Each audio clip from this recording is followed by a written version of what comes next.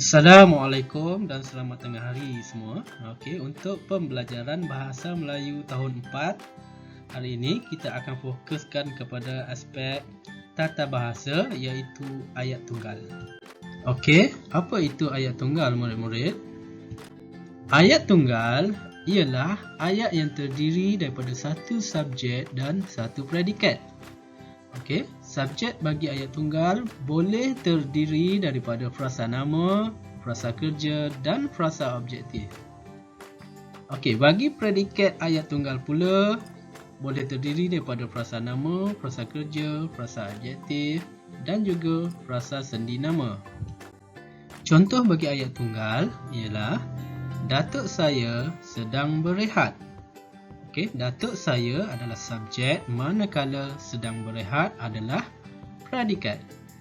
Contoh ayat yang kedua, Dr. Amir bertugas di klinik. Dr. Amir adalah subjek manakala bertugas di klinik adalah predikat. Contoh ayat yang ketiga, basikal itu milik saya. Basikal itu adalah subjek manakala milik saya adalah predikat. Contoh ayat yang keempat, rumah Yana sangat cantik. Rumah Yana adalah subjek, sangat cantik adalah predikat.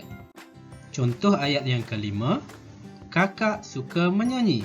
Kakak adalah subjek, suka menyanyi adalah predikat. Contoh ayat yang keenam, buah betik sangat sedap. Buah betik adalah subjek, sangat sedap adalah predikat. Mari kita membuat latihan membina ayat tunggal dengan menyusun perkataan semula. Murid-murid boleh rujuk pada buku teks Bahasa Melayu tahun 4 muka surat 105. Baiklah, kita tengok satu persatu latihan tersebut. Okey, untuk A, nombor 1 diberikan live menggunakan khas orang kurang upaya dalam kurungan OKU. Okey, ayat tunggal yang boleh kita bina adalah orang kurang upaya iaitu OKU menggunakan live khas. Okey, orang kurang upaya adalah subjek, menggunakan live khas adalah predikat. Nombor 2 diberikan khas bergerak memudahkan OKU live. Okey, ayat tunggal yang boleh kita bina adalah live khas memudahkan OKU bergerak. Live khas adalah subjek, memudahkan OKU bergerak adalah predikat. Okey, untuk B, nombor 1 diberikan tandas OKU di pusat beli belah terdapat. Okey, ayat tunggal yang boleh kita bina adalah terdapat tandas OKU di pusat beli belah. Terdapat tandas OKU adalah subjek, di pusat beli belah adalah predikat. Okey, nombor 2 diberikan sangat selesa tandas ini OKU.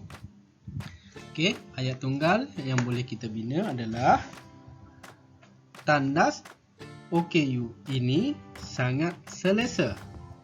Okey, tandas OKU ini adalah subjek, sangat selesa adalah predikat. Okey, untuk nombor 2, cikgu tak tuliskan jawapan supaya kamu boleh tulis sendiri.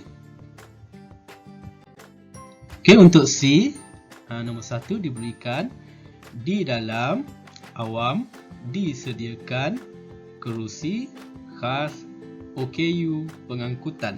Okey, ayat tunggal yang boleh kita bina adalah kerusi khas OKU disediakan di dalam pengangkutan awam. Kerusi khas OKU adalah subjek, disediakan di dalam pengangkutan awam adalah predikat. Okey, nombor 2, kerusi tiang di hadapan pemegang disediakan.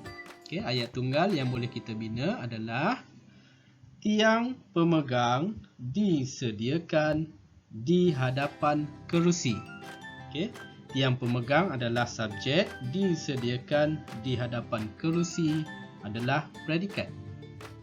Okey, kemudian kita pergi kepada D. Nombor 1 diberikan mendapat golongan OKU discount kad. Ayat tunggal yang boleh kita bina adalah golongan OKU mendapat kad diskaun. Golongan OKU adalah subjek, mendapat kad diskaun adalah predikat. Kemudian nombor 2 diberikan awam 50% tambang golongan OKU diskaun pengangkutan mendapat. Okey, jawapannya golongan OKU mendapat diskaun 50% tambang pengangkutan awam. Okey, golongan OKU adalah subjek, manakala mendapat diskaun 50% tambang pengangkutan awam adalah predikat. Okey, macam biasa, nombor 2 cikgu tak berikan jawapan bertulis supaya kamu boleh dengar jawapan cikgu dan tulis sendiri. Okey, untuk tugasan kali ini, cikgu nak kamu lengkapkan aktiviti membina ayat tunggal dengan menyusun perkataan semula berdasarkan buku teks muka surat 105 yang telah kita bincangkan sebentar tadi. Okey, cikgu nak kamu tuliskan juga tajuk tugasan tersebut iaitu membina ayat tunggal. Salin ke semua tugasan iaitu A, B, C, D ke dalam buku tulis tata bahasa iaitu buku kecil. Okey, jangan lupa tuliskan juga hari dan tarikh untuk tugasan tersebut.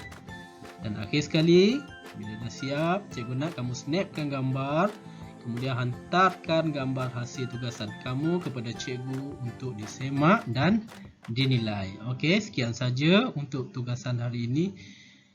Cikgu harap kamu dapat selesaikan tugasan yang cikgu berikan. Okey, terima kasih.